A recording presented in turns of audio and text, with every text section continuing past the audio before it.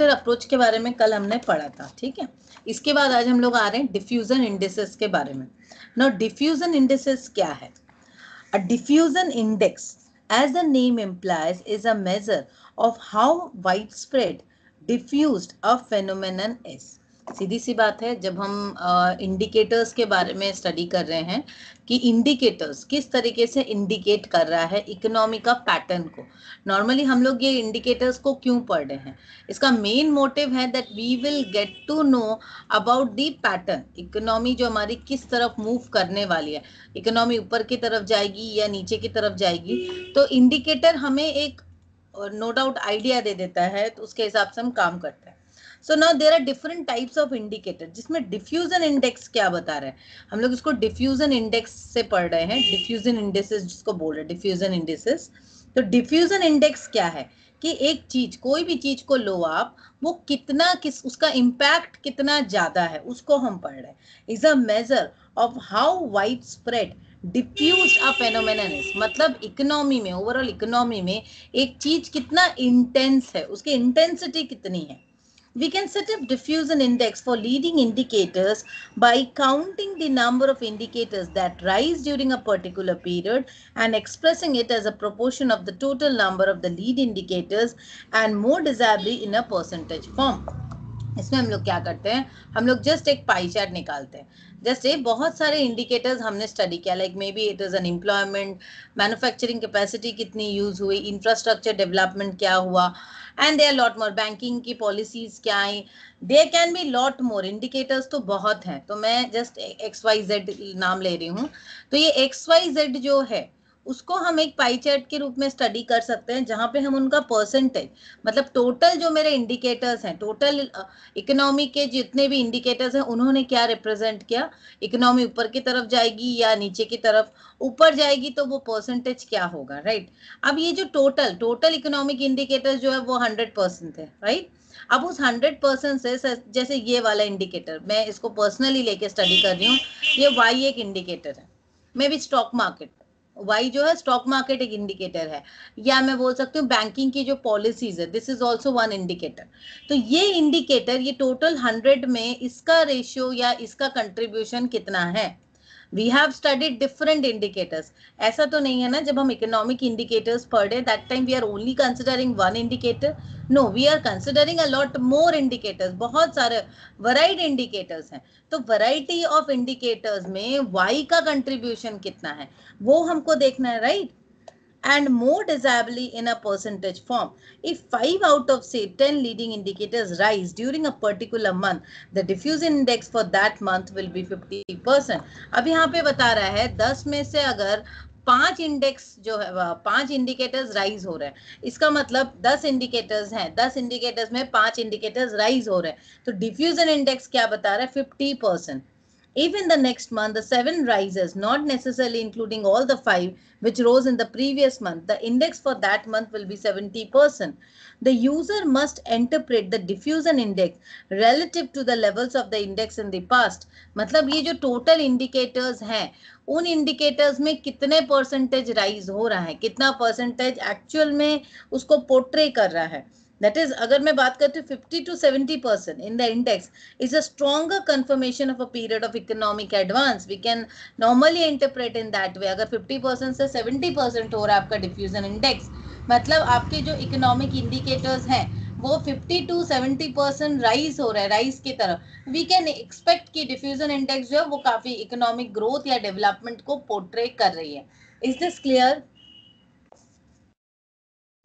Indices matrix को बोलते हैं, इंडिसेस डिफरेंट जो डेटा है वो उसको बता रहे हैं कि इंडिकेट कर रहा है ये डेटा। तो डिफ्यूजन मतलब उनका कंट्रीब्यूशन क्या है और किस तरीके से वो इकोनॉमी को एक चेंज ला रहे हैं, तो ये हो गया। तो इज दिस क्लियर? मैं आगे बढ़ूं? हाँ मैम। चलिए, तो next model is econometric model building approach. Now econometric model building मतलब ही as the name suggest we will be using certain economic forecasting model. यहाँ पे हम लोग इकोनॉमिक फोरकास्टिंग के कुछ मॉडल्स को यूज कर रहे हैं. So this is an approach based on econometric method, have the advantage of providing a magnitude and direction to the dependent variables unlike the lead indicator approach. देखो जैसे lead indicator approach में क्या है, वो कुछ इंडिकेटर्स हैं जो खुद बता देते हैं इकोनॉमी कैसे जाने वाली है. बट इकोनोमेट्रिक मॉडल्स क्या कुछ रिलेशंस तैयार करते हैं.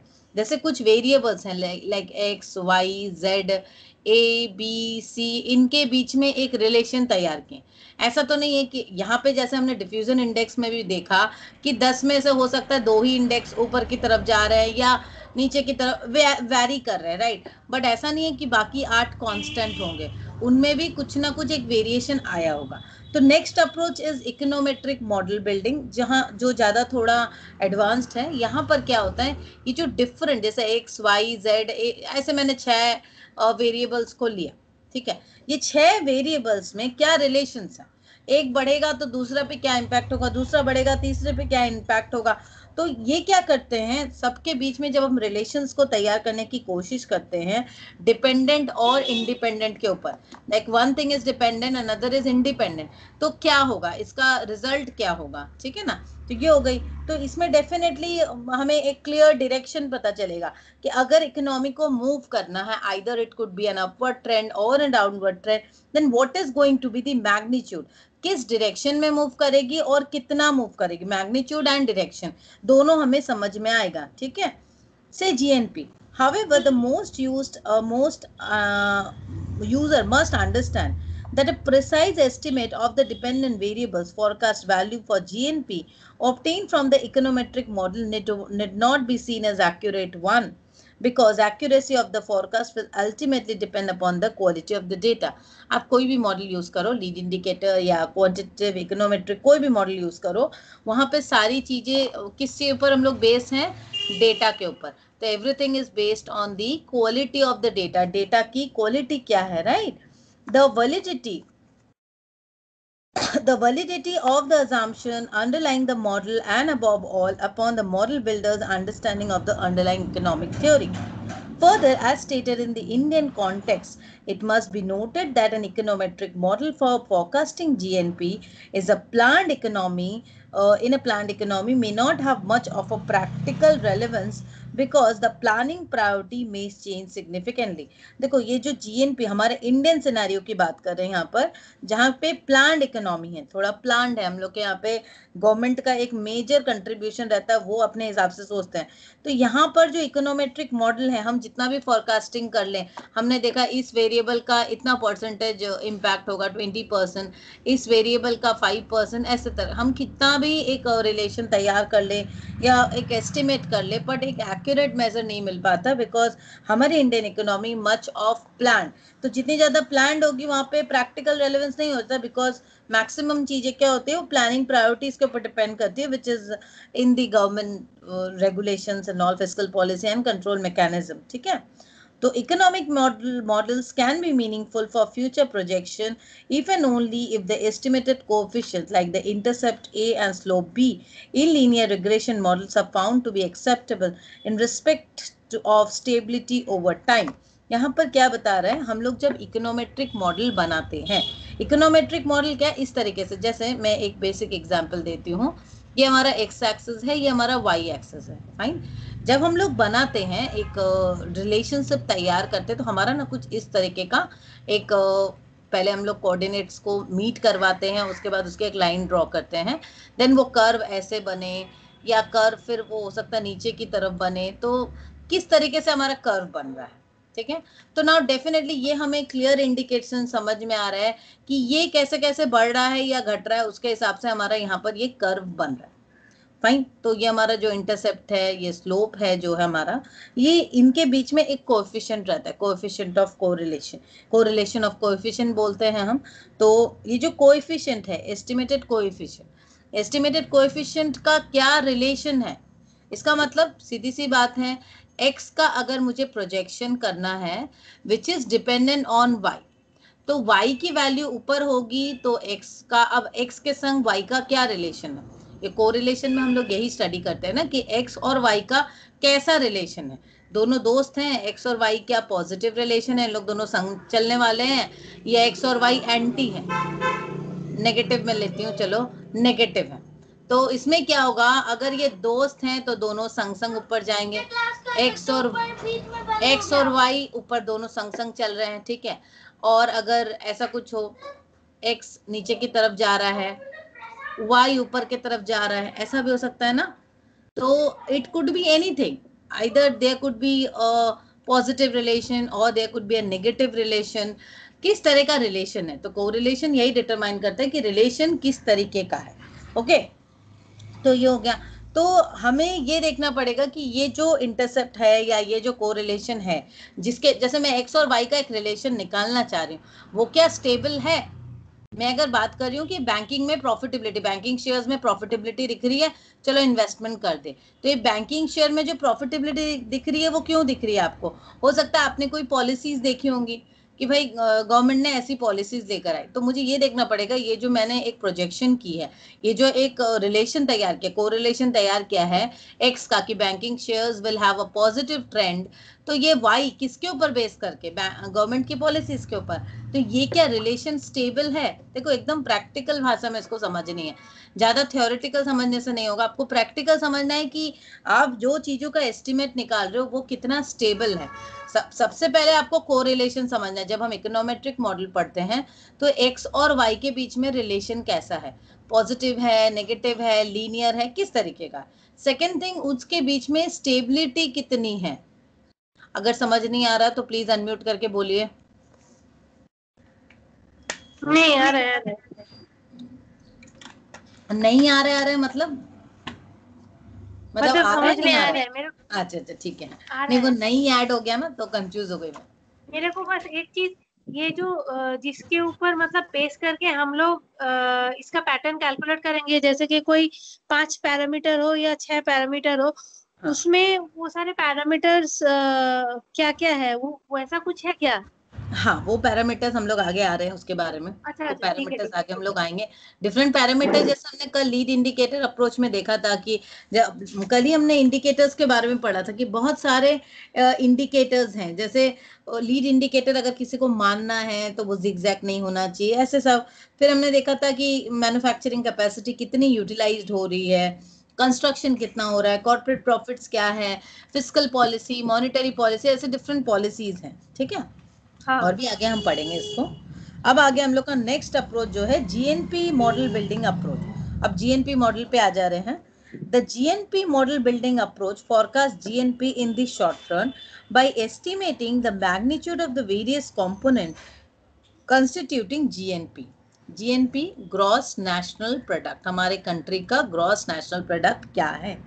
If GNP is defined as C plus I plus G plus X minus M. अब ना मैं इसको समझा दूं अच्छे से, ये जीएनपी क्या है। जीएनपी मतलब हमारा gross national product of our economy. तो ये जो ग्रॉस नेशनल प्रोडक्ट की हम बात करते हैं, तो national product it has to be measured in terms of money. जब हम नेशनल प्रोडक्ट की, जैसे जीडीपी ग्रॉस डोमेस्टिक प्रोडक्ट, तो मैं जीएनपी की बात कर रही हूँ क्योंकि यहाँ पर हम लोग नेशनल्स, हमारे इंडियन नेशनल्स ने कितना रेवेन्यू जनरेट किया। अब इसमें इंडियन नेशनल्स की बात मैं इसलिए करी क्योंकि जीडीपी में हम सिर्फ डोमेस्टिक बाउंड्री को कवर करते हैं कि हमारे बाउंड्री में कितना भी इनकम हुआ, नेशनल इनकम का मतलब एक एक्सक्लूसिव मेजर हमारा जीडीपी है। और जीएनपी भी हम लोग यूज करते हैं। और जीएनपी में क्योंकि factor income from abroad and factor income to abroad को भी कंसिडर किया जाता है। तो नॉर्मली क्या होता है हमारे कंट्री में, हमारे इकोनॉमी में कुछ भी प्रोडक्शन हुई, जो प्रोडक्ट का मतलब क्या है, एनी प्रोडक्ट और सर्विसेज जिसकी प्रोडक्शन हुई हमारी इकोनॉमी में, तो इसको हम लोग किस तरीके से निकालेंगे। We have to actually measure this in terms of money. इसका मेजरमेंट किस तरीके से होगा, in terms of money only ना, इसका तो और कोई साधन तो है नहीं। हमने कितनी प्रोडक्शन की, क्या प्रोडक्शन हुआ, क्या सर्विस जनरेट हुई, उसका जो वैल्यूएशन है वो कैसे निकालेंगे, इन टर्म्स ऑफ मनी ओनली। ठीक है, तो जीएनपी जब हम निकालते हैं तो जीएनपी का टोटल कैलकुलेशन क्या हुआ, मतलब हमारे इकोनॉमी में टोटल इनकम क्या जनरेट हुआ। अब मैं इसको साधारण भाषा में बोल सकती हूँ, मेरे इकोनॉमी में टोटल पैसे का जनरेशन, पैसे मनी फ्लो जो है वो कितना हुआ, वो कैसे पता चलेगा, उसका हिसाब हम कैसे निकालेंगे। एक है कंजम्पशन, कंजम्पशन मतलब total consumption. Consumption could be my consumption, your consumption, producers consumption, normal consumers, government, किसी का भी कंजम्पशन। मतलब हम लोग जो खरीद रहे हैं, खरीदारी कर रहे हैं, सामान खरीद रहे हैं, कुछ भी, तो हम पैसा दे रहे हैं ना, तो वो पैसा कहाँ जा रहा है, इकोनॉमी में जा रहा है। जब हम कंजम्पशन कर रहे हैं तो हम पैसा कंट्रीब्यूट कर रहे हैं इकोनॉमी में। मैं सामान खरीद रही हूँ तो मैं जा रही हूँ, मैं पैसा दे रही हूँ और कुछ सामान ला रही हूँ घर में, ठीक है। मैं अगर सामान नहीं खरीदूंगी कुछ भी, मुझे बस, जैसे लास्ट ईयर क्या हुआ था, पैसे की ब्लॉकेज क्यों हो रही थी, क्योंकि हर कोई थोड़ा डर में थे और सब कोई को लग रहा था नहीं बस खाने पीने की चीजें खरीदे और बाकी बस पैसे रहने दे, बिकॉज आगे कुछ फ्यूचर अनसर्टेन था, we are not aware of what will happen, कुछ समझ नहीं आ रहा था। तो हम कंजम्पशन को बहुत लिमिटेड कर दिए थे, तो इससे क्या हुआ, सब जब कंजम्पशन लिमिटेड हो गई, इकोनॉमी में पैसे फ्लो नहीं कर रहे थे, फाइन। बट कंजम्पशन होगा, तुम खरीदो, मैं खरीदू, कोई भी खरीद रहा है, तो क्या हो रहा है, पैसे जा रहे हैं इकोनॉमी में, तो इकोनॉमी फ्लो हो रहा है ना, मैंने तुमको पैसे दिए, तुमने फिर किसी और को पैसे दिए, तो इस तरीके से ये इकोनॉमी में पैसे फ्लो कर रहे हैं।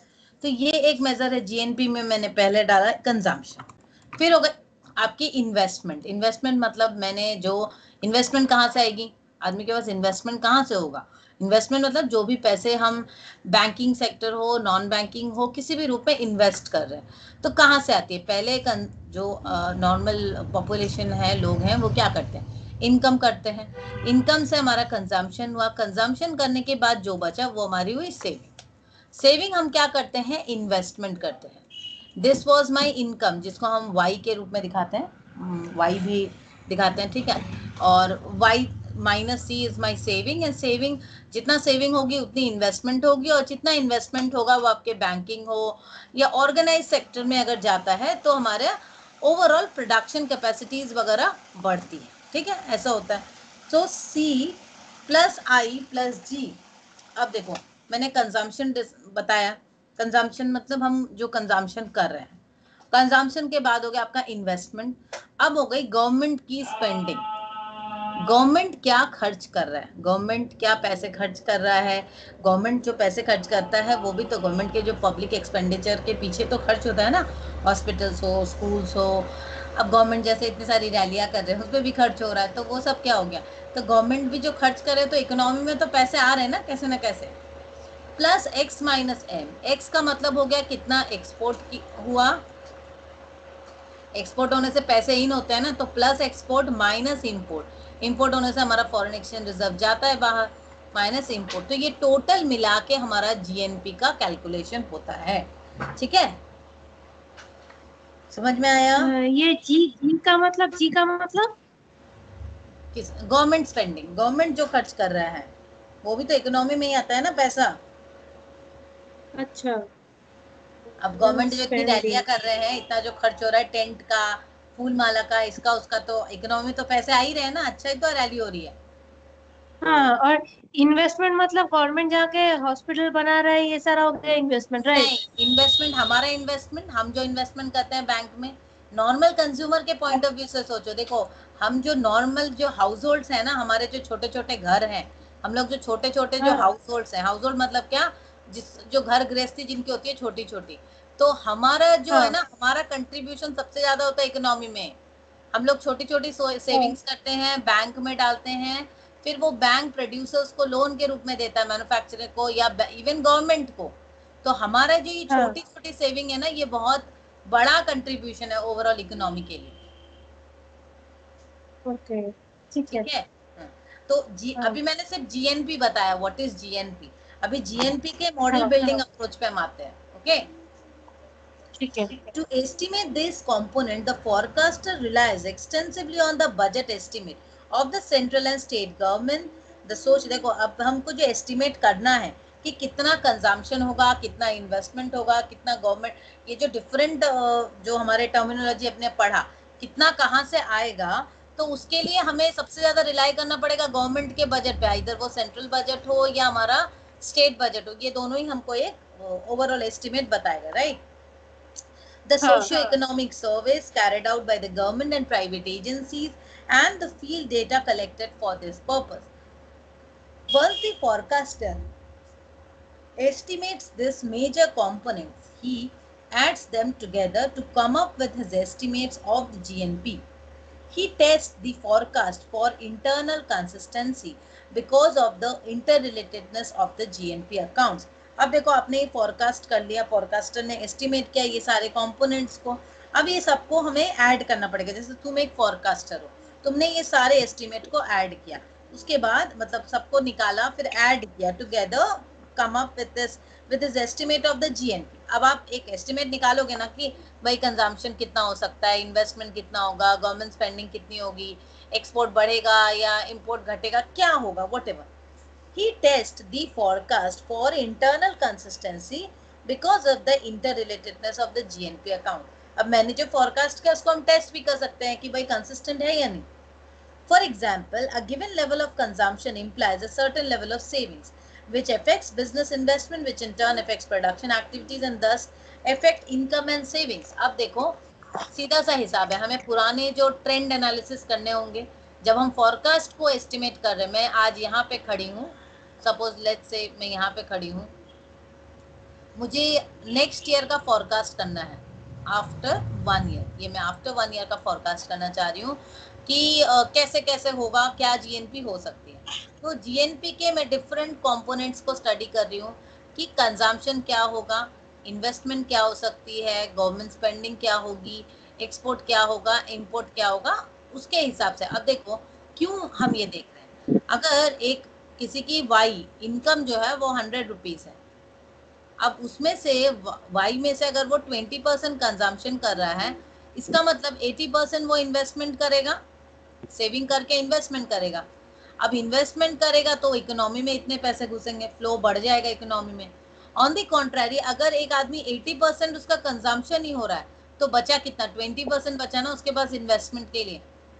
नॉर्मली जब आप देखो इन्फ्लेशन होता है तो एक होता है थोड़ा सा इन्फ्लेशन, जब हमने बिजनेस साइकिल देखा था, थोड़ा level of growth is important.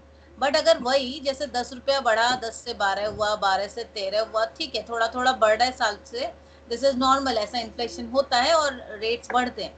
But अगर मुझे 10 रुपए की चीज को आफ्टर 1 ईयर ही 25 रुपीज में खाना पड़े, उसके बाद मुझे 50 रुपए में खाना पड़े, तो अल्टीमेटली आप देख रहे हो there is a hyperinflation. तो हमारे पास क्या कुछ पैसे बचेंगे, जीरो। कंजम्पशन जो है वो पूरा 100% हो गया, इन्वेस्टमेंट के लिए कुछ बचा, नील। इन्वेस्टमेंट कुछ भी नहीं बचा, कुछ भी नहीं बचा। तो जब हम तो इन्वेस्टमेंट के लिए कुछ बचा नहीं, तो इकोनॉमी में क्या जाएगा, कुछ नहीं। इकोनॉमी में जितना ज्यादा नहीं होगा, नहीं हो पाएगा, तो हम तो एक्सपेक्ट नहीं कर सकते, ना प्रोडक्शन कैपेसिटी बढ़ेगी, ना बूस्ट होगा, ना इकोनॉमी प्रॉपर बढ़े। देखो everything is dependent on the money flow. Economy में मनी फ्लो क्या है फिजिकली हमको समझना पड़ेगा, क्योंकि जो हम लोग वर्चुअल मार्केट्स को देखते हैं, stock market, capital market, it is actually nothing but the representation of the physical market. Market में किस तरीके से चल रहा है, हमने पढ़ा है ना फंडामेंटल्स में कि कंपनी के फाइनेंशियल स्टेटमेंट को स्टडी करना बहुत जरूरी है हमें। अब कंपनी की फाइनेंशियल स्टेटमेंट में उनका जो वो हम लोग आगे कवर करेंगे, अभी तक कवर नहीं किया हमने। जैसे रेशियो एनालिसिस पढ़ते हैं, फाइनेंशियल स्टेटमेंट्स पढ़ते हैं, कैश फ्लो स्टेटमेंट पढ़ते हैं। इसका मतलब क्या है, जो एक्चुअल में हो रहा है उसका ही रिप्रेजेंटेशन तो आपको वर्चुअल मार्केट में दिख रहा है। मैं अगर यहाँ पर दिखा रही हूँ कि मेरी इनकम ही जनरेट नहीं हो रही है, और कैपिटल मार्केट में मेरे कंपनी का स्टॉक जो बहुत हाई वैल्यूएशन में है, इसका मतलब ये तो बिल्कुल ही गलत पोर्ट्रे कर रहा है। एक्चुअल में क्या है, आपका सपोज मैं 50 रुपए कमा रही हूँ और मेरा स्टॉक मार्केट में शेयर्स जो है 80% राइज हो रहा है, वहां पे ग्रोथ हो जा रहा है, तो is this true, is this fair value? ऐसा तो हो नहीं सकता। अगर ये है तो इसका मतलब ये सिंपली रिप्रेजेंट कर रहा है एक डिसइक्विलिब्रियम को। डिसइक्विलिब्रियम रिप्रेजेंट कर रहा है ना, वो तो इक्विलिब्रियम नहीं, सही नहीं है। जो है वो दिखना चाहिए, अगर जो नहीं है वो दिख रहा है, इसका मतलब वो टेम्पररी है, वो डिसइक्विलिब्रियम है, it will not sustain for long. तो यहाँ पर हम लोग क्या स्टडी करने की कोशिश कर रहे हैं, ये जो जीएनपी का पैटर्न हमने देखा, ये जीएनपी हम लोग के लिए क्यों इतनी इंपॉर्टेंट है, क्योंकि जो जीएनपी के जो डिफरेंट कंपोनेंट्स है ना, जीएनपी का जो डिफरेंट कंपोनेंट्स है, इससे हमें पता चल जाएगा। सपोज मैंने देखा, आज यहाँ खड़े होकर मैं पिछले ट्रेंड को देख रही हूँ कि लास्ट 5 इयर्स में किस तरीके से कंजम्पशन ऊपर हुआ है, नीचे हुआ है, और जब कंजम्पशन सपोज 20% था, इन्वेस्टमेंट क्या थी, इन्फ्लेशन लेवल क्या थी, उसके हिसाब से तो मैं आगे का भी प्रोजेक्शन कर पाऊंगी। क्योंकि मैं अगर देख रही हूँ एक आदमी का कंजम्पशन बहुत बढ़ता जा रहा है, तो नो डाउट कंजम्पशन भी बढ़ेगा, तो इकोनॉमी में ही वो पैसे जाएंगे। बट कंजम्पशन में अगर पूरे पैसे जा रहे हैं तो सेविंग्स के रूप में नहीं जा रहे हैं, मतलब आपके प्रोडक्टिव सोर्सेज में नहीं जा पा रहे हैं। आपका कंजम्पशन हो रहा है, इसका मतलब आपकी सब चीजों के मार्केट प्राइस बढ़ गए हैं। मार्केट प्राइस क्यों बढ़े हैं? क्योंकि कॉस्ट प्राइस बढ़ गए हैं चीजें। तो क्या अल्टीमेटली कॉस्ट प्राइस का तो फिर हो सकता है मार्केट में सप्लाई नहीं है, या देयर कैन बी बहुत सारे रीजंस हैं। तो अल्टीमेटली हमें ये पैटर्न को समझने की जरूरत है कि कंजम्पशन का सेविंग्स के ऊपर क्या इम्पैक्ट हो रहा है, हम कितना कंजम्पशन कर रहे हैं, कितनी सेविंग्स कर रहे हैं, कंजम्पशन के ऊपर सेविंग्स का इम्पैक्ट है, सेविंग्स के ऊपर इन्वेस्टमेंट का इम्पैक्ट है, और ये तो हम समझ ही रहे हैं कि इन्वेस्टमेंट होने से ओवरऑल इकोनॉमी की प्रोडक्शन एक्टिविटीज, और प्रोडक्शन से फिर एम्प्लॉयमेंट एक्टिविटीज, राइट? समझ आया? हाँ, मतलब कंजम्पशन छोटी छोटी चीजें, सेविंग। हाँ, हाँ, मतलब हमारा सेव करना कितना इम्पोर्टेंट है। अभी आज ही मैंने हम डिटेल अगर से, सेव नहीं करेंगे तो मतलब ये गवर्नमेंट को कहीं ना कहीं बेनिफिट नहीं होगा, राइट? गवर्नमेंट को नहीं, हमें ही बेनिफिट नहीं होगा। देखो हमें ही अगर हम बेनिफिट नहीं होगा क्योंकि वो पैसा मतलब मतलब जैसे हम लोग प्रोडक्टिव यूज में सेविंग्स नहीं जा करते रहा हैं। है ना, हाँ, हाँ, इकोनॉमी में प्रोडक्टिव यूज में नहीं जा पा रहा ना प्रोडक्शन हाउस सेटअप होंगे, ना मैन्युफैक्चरिंग, ना फैसिलिटीज, कुछ नहीं होगा। ये जो सब हाँ, चीजों के दाम बढ़ रहे हैं, तो डिमांड पुल इन्फ्लेशन एक होता है, एक होता है कॉस्ट पुश इन्फ्लेशन। तो मेन फंडा यही है कि यहाँ पे सप्लाई की शॉर्टेज हो रही है। कहीं ना कहीं से आप देखोगे कि supply shortage is the main concern for the rise in price in comparison to demand is greater than supply, and that is why price rise। तो डिमांड को फुलफिल करने के लिए क्या करेंगे, वो एक सबसे बड़ा क्वेश्चन मार्क है। तो उसके लिए आपको सेविंग्स करनी पड़ेंगी। Under means everything, not only money, I am talking about all the resources. हर, तुम मेरी स्टूडेंट हो इसलिए मैं तुमको बता रही हूँ, हर रिसोर्सेज को, खाना से लेकर पानी, इलेक्ट्रिसिटी, हर एक रिसोर्सेज को हमें सेव करना है। Because every time we know that demand is greater than supply, तो आपके पास पैसे रहते भी आप कुछ नहीं कर पाओगे, ठीक है? तो फॉर एवरीथिंग। तो चलिए हम लोग आगे बढ़ते हैं। तो ये क्या होगा, ये एम्प्लॉयमेंट के ऊपर, एंड देन वो साइकिल चलेगी इनकम के ऊपर, एंड देन अगेन वो कंजम्पशन एंड सेविंग। तो ये एक साइकिल के रूप में है ना, सब कुछ तो हम लोग एक दूसरे से रिलेटेड है। While these हाँ, circular effects take place, other factors like interest rate and inflation will also be affected. अब जैसे ये सारे चीज के ऊपर आ जाता है आपका इंटरेस्ट रेट, इन्फ्लेशन, सब चीजें एक दूसरे से रिलेटेड हो जाएंगी। ऐसे मैंने यहाँ पे बताया ना कि अभी ये demand is greater than supply, price बढ़ती जाएगी, प्राइस राइज मतलब ये देयर इज एन इन्फ्लेशन। अब वो इन्फ्लेशन का अब मैग्नीट्यूड कितना है, कितना इन्फ्लेशन हो रहा है, वो हमको देखना है। So the forecaster must ensure that his estimates for the different components take care of such linkages. तो मैं जो forecast, as a forecaster मैं जो forecast कर रही हूँ, तो वो forecast में मैंने ये सारे linkages को, consumption को, savings को, investment को, production, हर एक चीज को स्थान दिया, एक जगह दी है। कितना किसका contribution है वो उसको भी देखना है, ठीक है?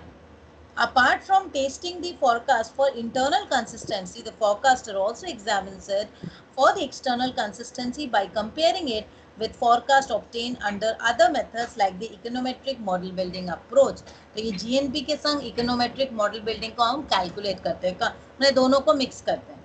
The major advantage of this approach is its versatility, since the GNP forecast is suggested for all anticipated changes and tested for internal consistency, it is likely to be reliable one।